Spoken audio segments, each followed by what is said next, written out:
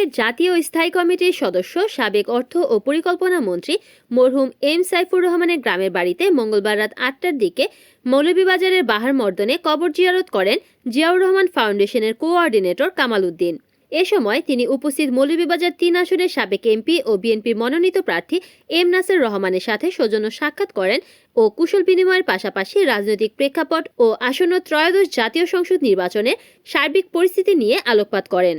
এ সময় আরও উপস্থিত ছিলেন জেলা বিএনপির আহ্বায়ক কমিটির সদস্য ওয়ালি সিদ্দিকী, মৌলভীবাজার জেলা যুবদলের সভাপতি জাকির হোসেন উজ্জ্বল, কানাডা বিএনপি নেতা ফয়সল চৌধুরী, যুক্তরাজ্য স্বেচ্ছাসেবক দলের সভাপতি নাসির উদ্দিন শাহিন, সিলেট জেলা যুবদলের সাধারণ সম্পাদক মাকসুদ আহমেদ, মৌলভীবাজার জেলা ছাত্রদলের সাধারণ সম্পাদক আকিদুর রহমান সোহান ও পৌর ছাত্রদলের আহ্বায়ক ইহাম মোজাহিদ সহ